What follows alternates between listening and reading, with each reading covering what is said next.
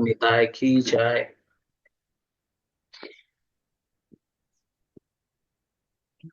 हरे कृष्णा प्रभु जी, धन्यवाद। Hare Krishna. Hare Krishna Prabhu. Next slide. Hare Krishna Prabhu ji, दंडवत हरे प्रणाम। कृष्ण प्रभु जी, दंडवत प्रणाम। మనం ఈ प्रभु రోజు जी అధ్యాయం 18 ఉప दंडवत సంహారము प्रणाम। సన్యాసం యొక్క పరిపూర్ణత్వం గురించి ఇందులో వర్స్ प्रभु जी 16 17 శ్లోకం గురించి మీ అందరికీ ప్రణామాలండి। हरे कृष्ण అందరూ प्रभु।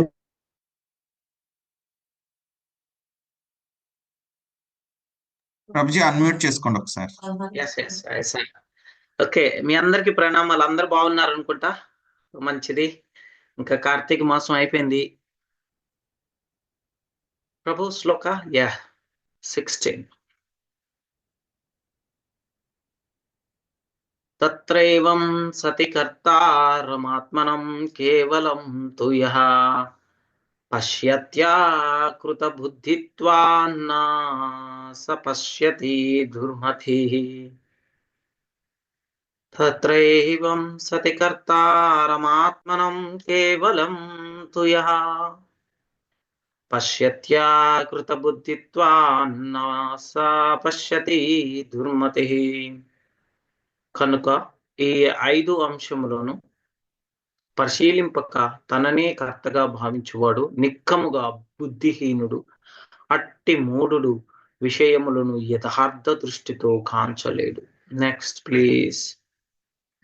యస్య నాహం కృతో భావో బుద్ధిర్యస్య నా లిప్యతే హత్వాపి స ఇమాన్ లోకాన్ హంతి నా నిబధ్యతే। అస్యన్నాహం కృతో భావో బుద్ధిర్యస్య న లిప్యతే హత్వాపి స ఇమాన్ లోకాన్ హంతి నా నిబధ్యతే। అహంకారముచే ప్రభావితుడు కానివాడును ఆసక్తిరహిత బుద్ధిని కలిగిన వాడును అగు మానవుడు జగత్తునందు జనులను సంహరించినను సంహారమునర్చనట్లే యగును। అతడెన్నడును తన కర్మలచే బద్ధుడు కాడు। బద్ధుడు, ఇది బుద్ధుడు అని చెప్పారు। Okay Prabhu, thank you. జయ శ్రీల ప్రభుపాద్ की। ఓం నమో భగవతే వాసుదేవాయ। ఓం నమో భగవతే వాసుదేవాయ।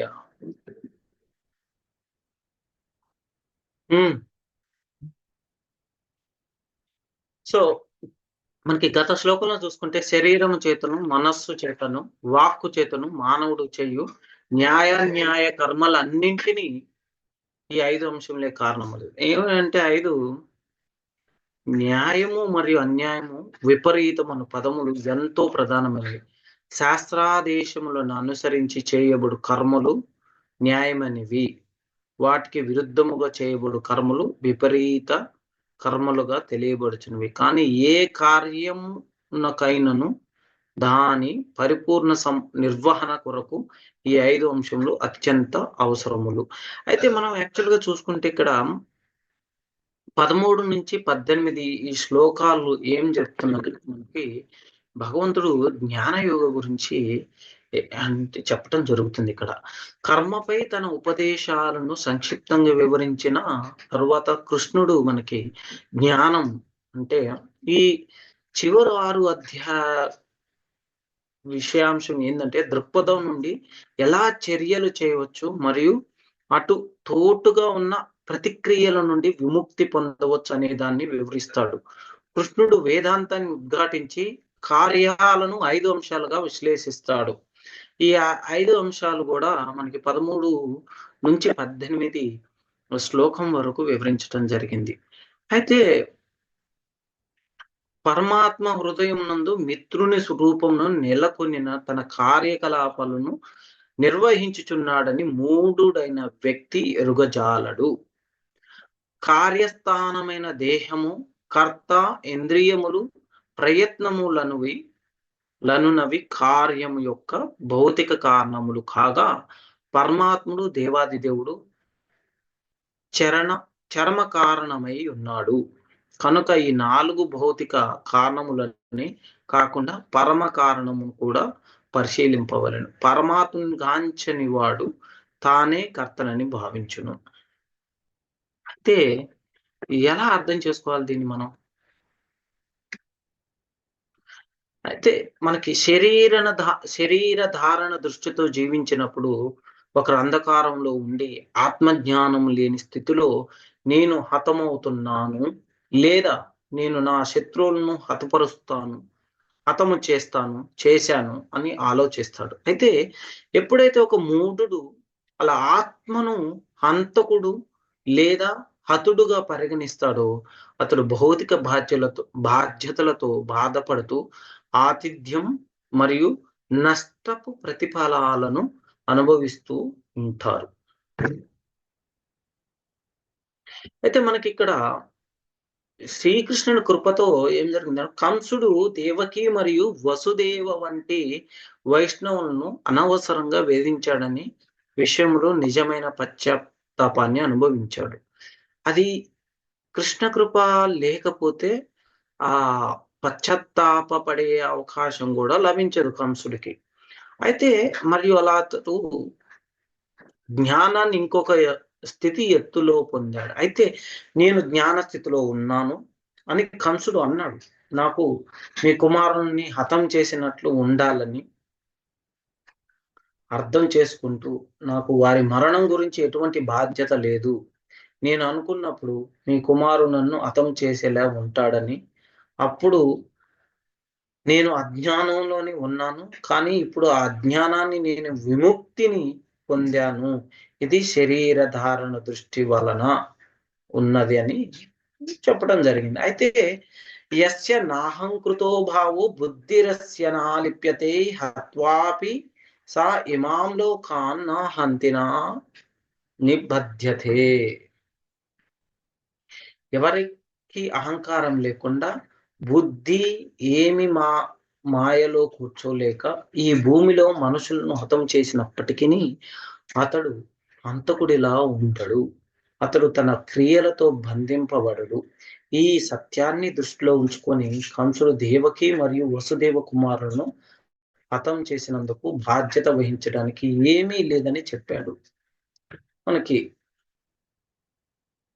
అలాంటి అవాస్తవమైన బాహ్యక్రియ వలన నన్ను క్షమించగలరు కదా, మరియు ఈ జ్ఞానంతో సంతృప్తి చెందండి అని చెప్పడం జరిగింది. అయితే ఇది ఆత్మ స్థితి యొక్క పరిపూర్ణ జ్ఞానం లేని భయంకరమైన జీవిత స్థితి.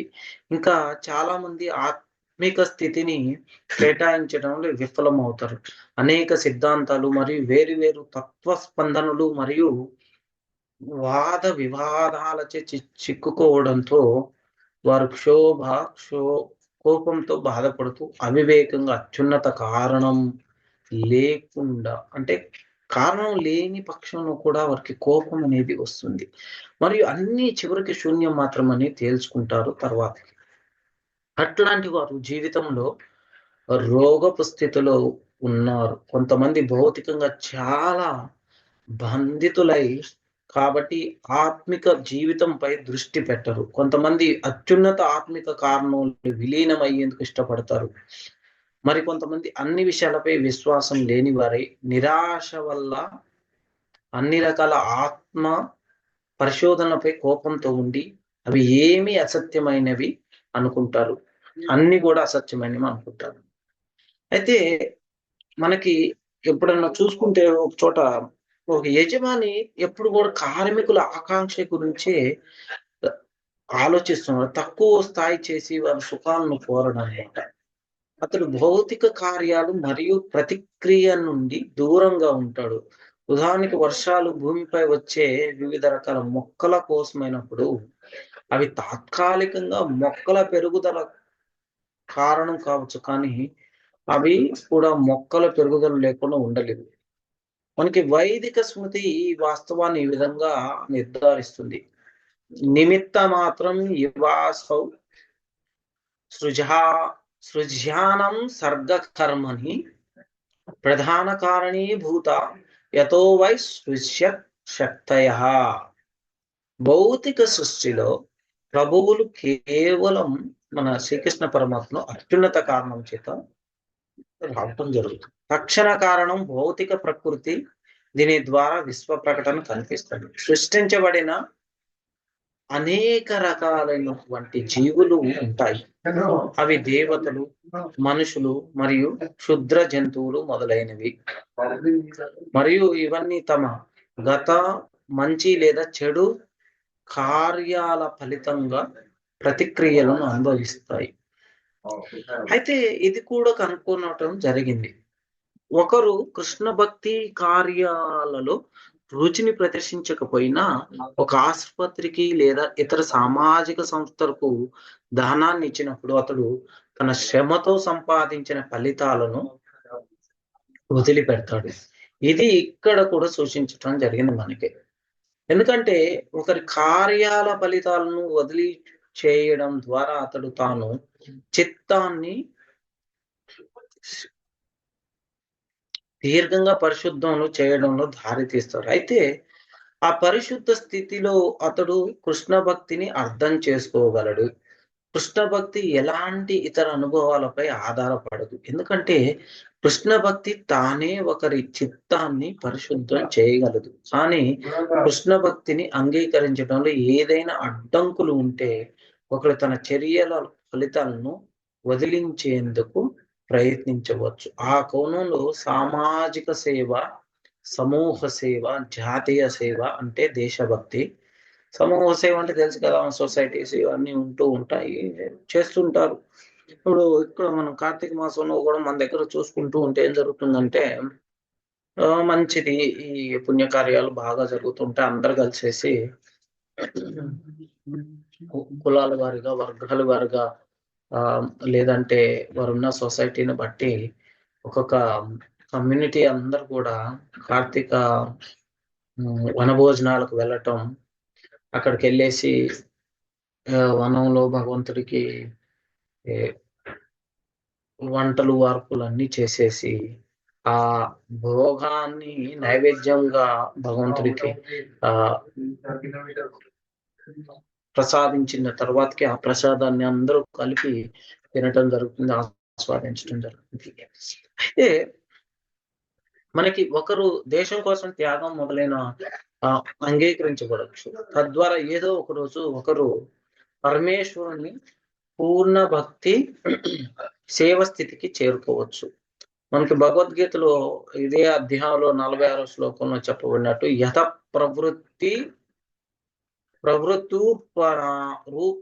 ప్రవృత్తిస్థానం, ఒకరు పరమ కారణం కోసం త్యాగం చేయాలని నిర్ణయించుకుంటే అది కృష్ణుని అని తెలియకపోయినా అతడు బాగా త్యాగ విధానంతో క్రమంగా అర్థం చేసుకుంటాడు కృష్ణునే పరమ కారణం అని చెప్పేసి. అయితే మనకి ఇక్కడ తన ప్రియ భగవంతునిపై ఆధారపడి ఉంటుందని తెలుసుకొని ఆలోచించే శక్తులు అంటే భవ కలిగి ఉన్న వ్యక్తి తన చర్యల ఫలితాల కోసం కోరికల ద్వారా అతని తెలివితేటలు కలుషితం కాని ఏకైక కర్త అని నాహం కృత అని అనుకోడు. ఈ శ్లోకంలో చెప్పినట్టు 17వ శ్లోకంలో మనకి నా లిప్యతే, అతను భీష్ముని మాత్రమే కాకుండా ఇతరులందరినీ ఇమల్లోకాన్ చంపినప్పటికీ వారిని చంపడు. వారందరినీ చంపే చర్య ద్వారా ఇతను కలుషితుడు కాడు.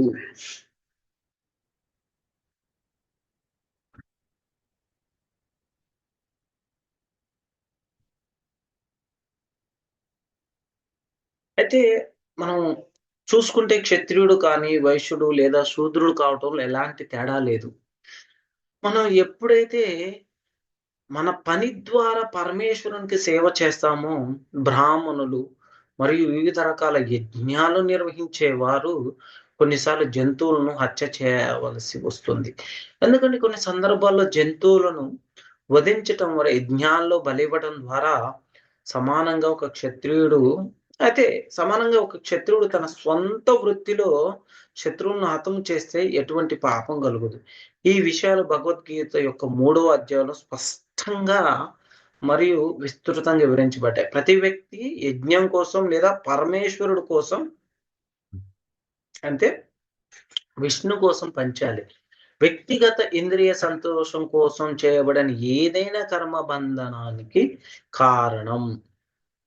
అంగీకారానికి వచ్చిన ముగింపు ఏమిటంటే మనకి ప్రతి ఒక్కరూ తన స్వభావానికి అనుగుణంగా పనిచేయాలి మరియు అతను పరమేశ్వరుని పరమ కారణాన్ని సేవించడానికి మాత్రమే పని చేసేలా నిర్ణయించుకోవాలి.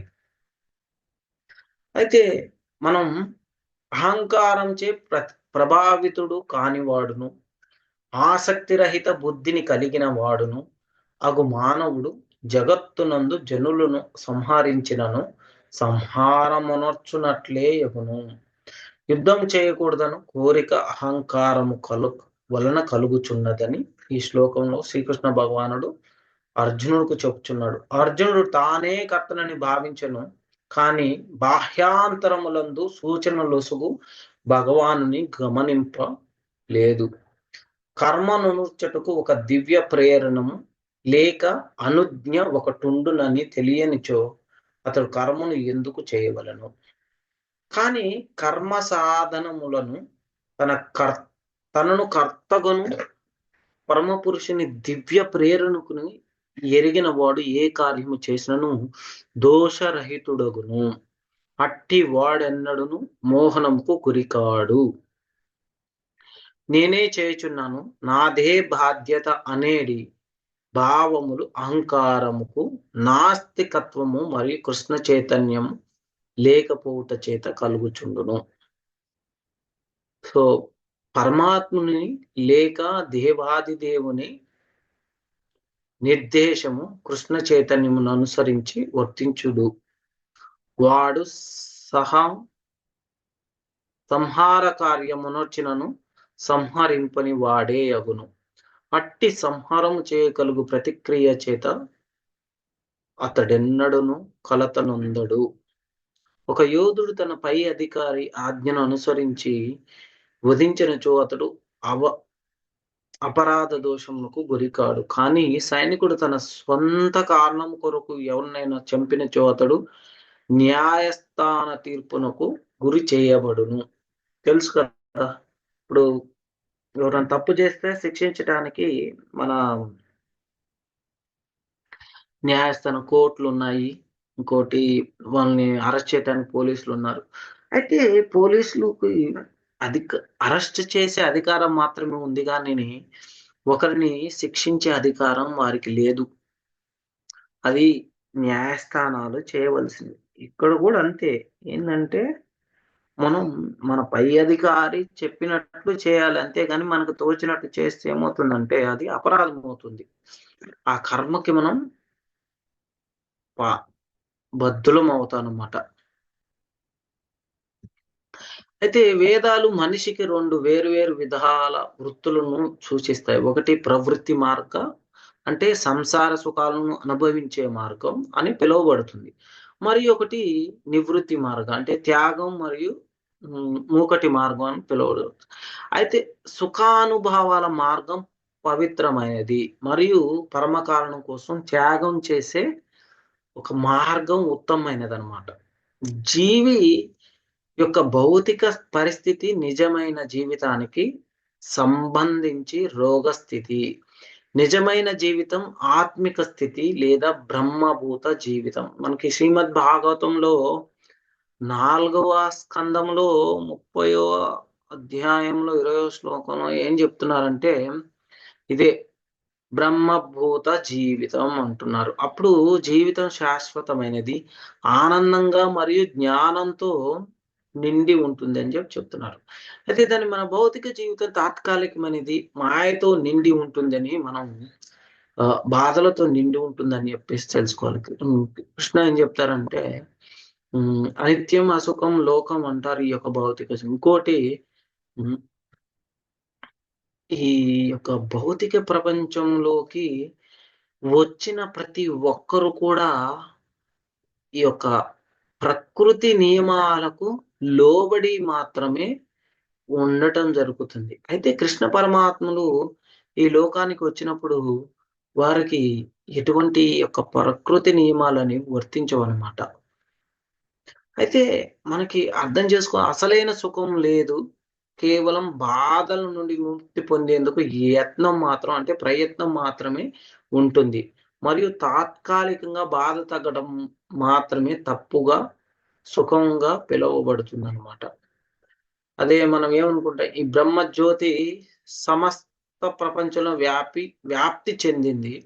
మరియు ఆ యొక్క శక్తి సామర్థ్యంతోనే సృష్టి సాధ్యం అవుతుంది. అందువల్ల మనకి వేదాలు చెప్తున్నాయి, సర్వం కల్విదం బ్రహ్మ. అంటే ఉన్న ప్రతి వస్తువుకు బ్రహ్మజ్యోతి ద్వారా పోషించబడుతుంది. అందుకే సృష్టి యొక్క సామర్థ్య గణన యొక్క స్పీడు బ్రహ్మజ్యోతి మాత్రమే. అంటే ఈ యొక్క సీడ్ ఉంటుంది కదా, బీజం అనేది. మరియు అదే బ్రహ్మజ్యోతి పరిమితి లేని మరియు అప్రకటితమైనది. మనం శ్రీకృష్ణుని ద్వారా స్థాపించబడింది అర్థం చేసుకోవాలి. అహం సర్వస్య ప్రభో మత్త సర్వ ప్రవర్తతే ఇది మనకి. అందుకే మనకి సృష్టి యొక్క అంతిమ కారణం ఏంటది? అహం సర్వస్య ప్రభ. భగవద్గీతలో 10వ అధ్యాయం 8వ శ్లోకంలో చెప్తున్నారు మనకి. అయితే భౌతిక ప్రకృతి ఇది మాయ అని పిలువబడుతుంది. విశ్వానికి భౌతిక మరియు కార్యరూపక కారణం అయిన దాని యొక్క పుటలో ప్రభు అంటే కృష్ణ పరమాత్మ అన్ని క్రియల కోసం చైతన్యం అని చెప్పబడుతుంది. కృష్ణ చైతన్యం వ్యక్తిగత శరీరంలో చైతన్యం శరీరంలోని అన్ని శక్తులు మూలంగా ఉంటుంది. అలా పరమ చైతన్యం అయిన ప్రభు యొక్క చైతన్యం భౌతిక ప్రకృతిలోని అన్ని శక్తులకు మూలం. ఇది భగవద్గీతలో మనకి 9వ అధ్యాయంలో 10వ శ్లోకం వివరించడం జరిగింది. మాయాధ్యక్షేణ ప్రకృతి శ్రూయతే సా చరాచరం హేతునానేన కౌంతేయ జగద్భి పరివర్తతే. ఏం చెప్తున్నారు? ఈ భౌతిక జగత్తులో అన్ని శక్తుల్లో పరమేశ్వరుడి యొక్క కరం ఒకటే. ఆయనని ఆఖరి పర్యవేక్షకుడిగా భావించవచ్చు. ఈ పరమ కారణం వల్లనే భౌతిక ప్రకృతి యొక్క క్రియలు యోచించబడిన మరియు విధానంగా ఏర్పడినవి. మరియు అన్ని వస్తువులు క్రమక్రమంగా వికసించాయి. అయితే ఈ మూర్ఖులకి ఇది కష్టం అన్నమాట అర్థం చేసుకోవటం. మూఢులు విష్ణుని బయట శక్తితో మాయ మాటలు చేసేవాడు సంతోషాన్ని పొందడానికి పెరుగుతున్న శోధన యొక్క తుది లక్ష్యం పరమేశ్వరుడు విష్ణువుతో నేరుగా సంపర్కం చేయడం అని తెలియరు. విష్ణుతత్వం పరమేశ్వరుని వివిధ ఆత్మక రూపాల నియమైన విస్తరణ మరియు విష్ణుతత్వం యొక్క అత్యున్నత లేదా అసలైన రూపం గోవిందుడు లేదా కృష్ణుడు అన్నింటి కారణాల మరియు పరమ కారణం. బ్రహ్మ సంహితలో చదువుకున్నాం కదా, ఈశ్వర కృష్ణ ఫస్ట్ శ్లోకం ఉంది కదా, సర్వకారణ కారణం అని చెప్పేసి. అయితే మనం ఎప్పుడైతే విష్ణు గురించి ఆలోచించడం లేదా వారి యొక్క రూపంపై ధ్యానం చేయటం, మనం కృష్ణుడు గురించి ధ్యాన విషయానికి అఖిల ముద్ర అంటాం. అయితే చేయటం ద్వారా యొక్క కృష్ణుని యొక్క పాదపద్మం నుండి ప్రారంభించవచ్చు. ఎప్పుడైతే మనం కృష్ణుని యొక్క పాదపద్మం నుంచి ప్రారంభిస్తామో మనం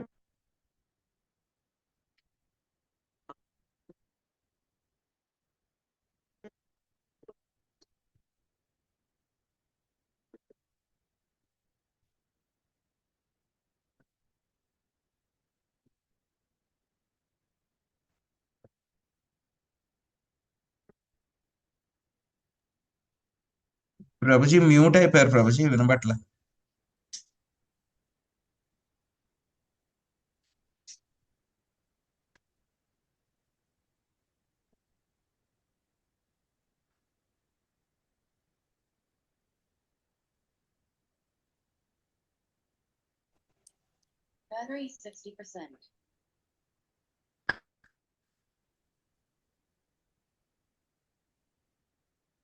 వాయిస్ రావట్లేదు ప్రభుజీ.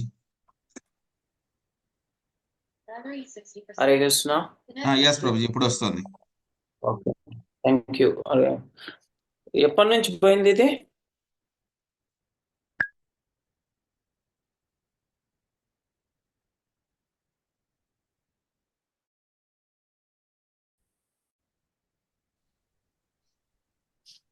ఓకే, ఎనీవే 2 ఇప్పుడు minutes వినపడుతుందా? ముందే ప్రభుజీ హరే కృష్ణ. సౌండ్ పోయింది.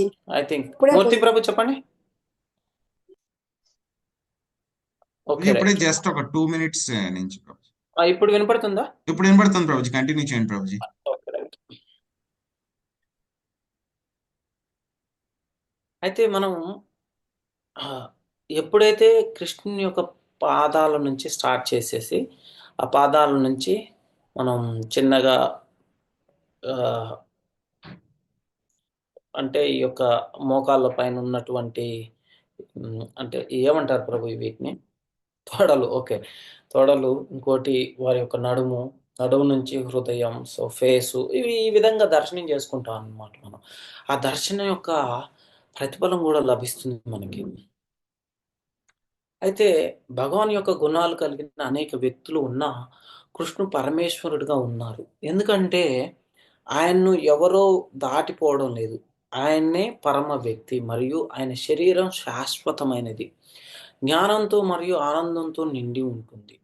ఆయన ప్రాథమిక ప్రభువు వచ్చేసి గోవిందుడు మరియు అన్నింటికి కారణం. బ్రహ్మాజీ శ్రీకృష్ణుని అన్నిటికీ పరమ కారణం అంగీకరిస్తాడు. మనకి బ్రహ్మ సమితిలో చదువుకున్నాం కదా గత మాసంలో. అయితే ఈ చిన్న ప్రపంచంలోని అతి తక్కువ మెదడుతో ఉన్న వ్యక్తులు ప్రభువును వారి వంటి ఒకరు అని అనుకుంటారనమాట. మనం అంతే ఏం చేస్తామంటే భగవంతునితో పోల్చుకుంటాం. మనం కూడా ఒకరు అని చెప్పేసి. సో ఇప్పుడు చిట్టి చీమ అయితే మనిషితో ఏ విధంగా పోల్చుకుంటుందో ఆ విధంగా. అందువల్ల భగవద్గీతలో ప్రభువు ఏం చెప్తారంటే నేను అన్నింటిలోనూ ఉన్నాను అని చెప్పడం జరిగింది. సైద్ధాంతిక తత్వవేత్తలు ఏం చెప్తారంటే మరియు భౌతికవాదులు ఆయన్ను నిందిస్తారు. మరియు ప్రభు బాధతో ఈ మాటలు చెప్తారు అనమాట. అవజానాంతి మామూడా మానుషిం తను ఆశ్రితం పరంభావం అజనాంతో మమ భూత మహేశ్వరం. మూఢులు నా గురించి అవమానంగా మాట్లాడతారు. నేను మానవ రూపంలో అవతరించినప్పుడు వారు నా ఆత్మ స్వభావాన్ని మరియు నా పరమాధికారాన్ని తెలియజేయరు. మనకి 9వ అధ్యాయం 11వ శ్లోకంలో చెప్తాను కదా, ఇందాక 10వ శ్లోకం మాట్లాడుకున్నాం కదా. బ్రహ్మ మరియు శివ మరియు ఇతర దేవతలు ఏమిటి చెప్పాలంటే భూతాలు లేదా శక్తివంతమైన సృష్టించబడ్డ దేవతలు. వారు విశ్వ వ్యవహారాలను నిర్వహించేవారుగా ఒక రాజు నియమించిన మంత్రుల్లా ఉంటారు. మనం ఇక్కడ ఎందుకు ఈ మాట్లాడుకుంటున్నామంటే ఇవన్నీ కూడా సుప్రీం కాజ్ ఆఫ్ కాజ్ అంటే చేసే యొక్క ప్రతి ఒక్క కారణం కూడా అన్నిటి కూడా కృష్ణుడి ద్వారా మాత్రమే జరుగుతున్నాయి. కృష్ణుడు చేయటం వల్ల వారు ద్వారా మాత్రమే జరుగుతున్నాయి. ప్రభు యొక్క మెరుగైన మనం ఏం చేస్తాం అంటే వారి గోల్ చూస్తున్నాం. అవే గోల్ ఏం చేస్తాయంటే మనకి కాంతిని సృష్టిస్తాయి మరియు మబ్బులు ఆయన తల వైపు జుట్టులో విశ్రాంతిని పొందుతాయి. ఆ మబ్బు చూశారు కదా, కృష్ణుని యొక్క మబ్బులు పట్టినప్పుడు కృష్ణుని యొక్క ఈ యొక్క కేశాలతో మనం కంపేర్ చేయవచ్చును. అందువల్ల వ్యక్తిగతంగా ప్రభువులో అన్ని జీవన అవసరాలను సేకరించవచ్చు. మరియు అందువల్ల వేదాల్లో చెప్పినట్లు ఉత్పత్తి అయ్యే ప్రతిదీ ప్రభు శ్రీకృష్ణుని ద్వారా మాత్రమే సాధ్యమైంది.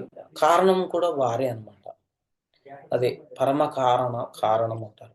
మనకి ఎప్పుడైతే కృష్ణ భగవాను అన్ని శుభాలు అందించే వారి మధ్య అత్యుత్తముడుగా ఉంటారన్నమాట. మన సుఖాన్ని అనుభవించే వారిలో ప్రాచీనుడి మరియు నందంగా ఉన్నారు. మరియు ప్రపంచాలన్నిటి తాత్విక తత్వం యొక్క స్వామి. ఎందుకంటే అన్నిటి కారణాలకు పరమ కారణం కృష్ణ భగవానుడు.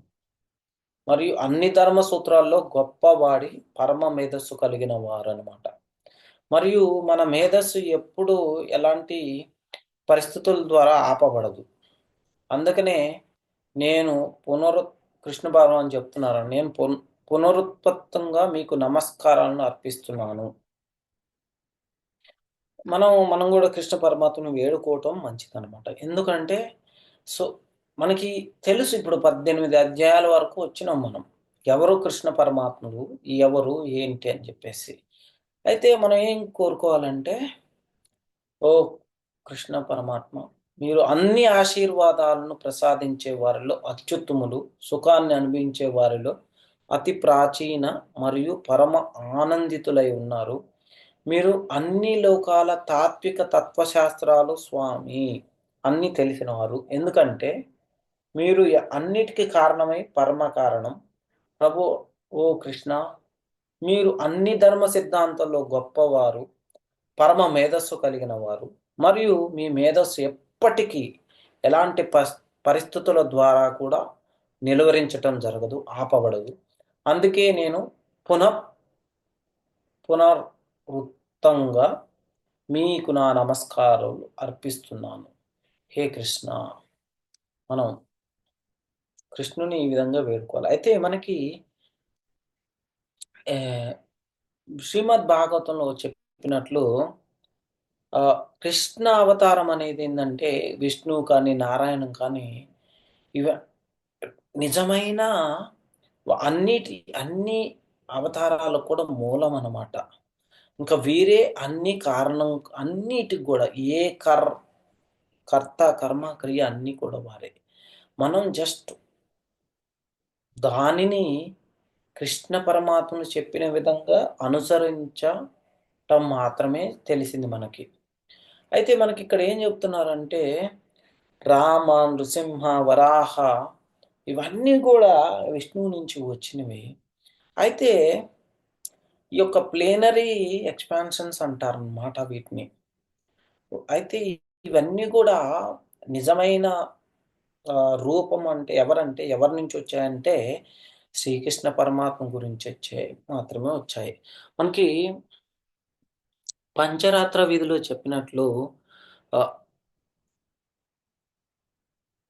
జీవ ఇది సంకర్షణ నుంచి వాసుదేవ నుంచి వచ్చిందని చెప్తారు. అయితే ఎప్పుడైతే ఈ యొక్క కారణాలన్నిటినీ మనకి ప్రద్యుమ్నుడు వచ్చేసి మెదడు, మళ్ళీ అగైన్ హ్యాస్ కమ్ ఫ్రమ్ సంకర్షణ అని చెప్తుంటారు అనమాట మనకి.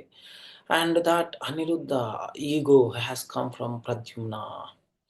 అయితే రామానుజాచార్య ఏం చెప్తారనమాట, ఇవన్నీ ఈ శంకర ఉంటారు కదా, శంకరాచార్య ఆర్గ్యుమెంట్స్ అన్నిటినీ ఖండిస్తారనమాట. మనకి యాజ్ ఓన్ కామెంట్ ఇన్ వేదాంత సూత్ర చెప్తారు. అయితే శ్రీ భాష్యంలో శంకరాచార్య చెప్పినట్లు పంచరాత్ర ఫిలాసఫీ ఏమవుతుంది, ఏథిస్ట్. మనకి ఒక్క సెకండ్ ఉందని చెప్తా క్లియర్గా మీకు.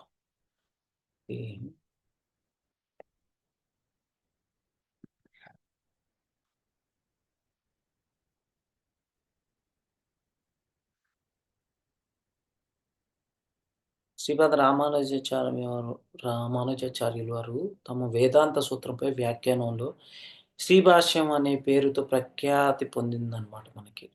అయితే శంకరాచార్యులు వారు ఈ విధంగా తప్పుడుగా తిరస్కరించారు. శ్రీపాద శంకరాచార్యులు పంచరాత్రాలను అచేతనవాది కపిల యొక్క తాత్వికతతో సమానం చేసే ప్రయత్నం చేశారు.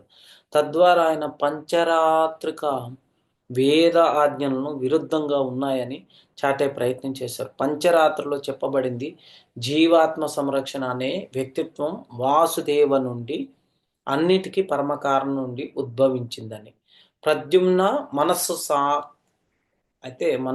సంకర్షణ నుండి ఉద్భవించిందని, మరియు అనిరుద్ధ అహంకారం ప్రద్యుమ్న నుండి ఉద్భవించిందని. కానీ జీవం జన్మ తీసుకోదని లేదా సృష్టించబడదు అని చెప్పలేము. ఎందుకంటే అటువంటి ప్రకటన వేద ఆజ్ఞలకు వ్యతిరేకంగా ఉంటుంది. మన కథ ఉపనిషత్తులో చెప్పినట్లు జీవులు వ్యక్తిగత ఆత్మిక ఆత్మలుగా జన్మ లేదా మరణం అనేవి ఉండవు. అన్ని వేద సాహిత్యాలు జీవులు శాశ్వతంని ప్రకటించడం జరిగింది. అందువలన సంకర్షణను జీవం అని చెప్పినప్పుడు ఇది ఆయన్ని జీవుల ప్రబల దేవతగా సూచిస్తుంది. ఇదే విధంగా ప్రద్యుమ్నం మనస్సు యొక్క ప్రబల దేవతగా మరియు అనిరుద్ధ అహంకారానికి యొక్క ప్రబల దేవతగా ఉన్నాయన్నమాట. సో మనం అర్థం చేసుకోవాల్సింది ఏంటంటే అహంకారంచే ప్రభావితుడు కాని వాడును ఆసక్తిరహిత బుద్ధి కలిగిన వాడును అగు మానవుడు జగత్తునందు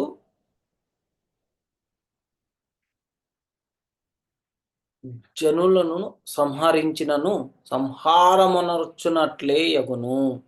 అతడెన్నడను తన కర్మలచే బద్ధుడు కాడు. అయితే మనకి ఈ యొక్క జ్ఞానయోగం గురించి రేపటి శ్లోకంలో చెప్పడం జరుగుతుంది. మనం రేపు ఎవరైతే చెప్తారో వారు చెప్తారు. మనకి కర్మ అంటే ఏమంటే జ్ఞానము, జ్ఞేయము, జ్ఞాత అనేది 3 అంశాల గురించి. ఈ కర్మ ఏ విధంగా మనల్ని ప్రేరేపిస్తుంది, ఆ ఇంద్రియాలకు కానీ కార్యము కర్త కర్మ యొక్క 3 అంశాలపై ఉన్నామన్నమాట. అయితే ఈ యొక్క కర్మ సాధనంలో కార్యము కర్త ఎనువి రేపు మాట్లాడుకుందాం మనం. సో మనకి ఈరోజు అర్థమై ఉంటుంది కదండి మీకు. మనకి కార్యస్థానం అంటే ఈ దేహము కర్త, వివిధేంద్రియములు వివిధములైన యత్నములు చివరికి పరమాత్ముడు అనునవి కార్యమునందరి 5 అంశాలు ఉన్నవి. అర్థమైందా? దేహము కర్త, వివిధేంద్రియములు వివిధములైన యత్నములు చివరికి పరమాత్ముడు అనునవి కార్యమునందలి 5 అంశములు. మనం 16వ శ్లోకంలో మాట్లాడుకున్నాం కదా దాని గురించి. అయితే వేదాంత సూత్రముల ద్వారా ఇది నిర్ధారించడం జరిగిందనమాట. ఇంద్రియములు కర్మ సాధనములు, అట్టి ఇంద్రియముల ద్వారా ఆత్మ వివిధ రకాలుగా వర్తించుచుండును. ప్రతి కార్యములకు వివిధ యత్నములు అవసరములు. కానీ మానవుని ఆ కార్యకలాపములు అన్నీ మిత్రుని రూపమున హృదయమునందు నెలకొనినట్టి పరమాత్ముని సంకల్పము పైననే చివరికి ఆధారపడి ఉన్నవి. పరమపురుషుడు అన్నింటికీ పరమ కారణము. ఇట్టి పరిస్థితిలో హృదయమునందు నెలకొనినట్టి పరమాత్మ నిర్దేశమును కృష్ణ చైతన్యమును వర్తించువాడు. సహజముగా ఎట్టి కర్మ చేతను బద్ధుడు కాడు. సంపూర్ణ కృష్ణ చైతన్యవంతులు చివరికి వారి కార్యములకు ఏ విధముగాను బాధ్యులు కారు. సర్వము దివ్య సంకల్పము పరమాత్మ దేవాది దేవుని పైనను ఆధారపడి ఉండును. హరే కృష్ణ కృష్ణ కృష్ణ హరే హరే, హరే రామ రామ రామ హరే హరే. జై శ్రీమద్ భగవద్గీతకు శ్రీల ప్రభుపాద. హరే రామ రామ హరే హరే. పంచాకల్పతరుభ్యశ్చ హరే కృష్ణ ప్రభుజీ దండాత్ ప్రణామ్. పావనేభ్యో వైష్ణవేభ్యో నమో నమః. ప్రభుజీ ఈ రోజే ఏకాదశి రేపా ప్రభుజీ? రేపు కదమ్మా ఏకాదశి. రేపేనండి.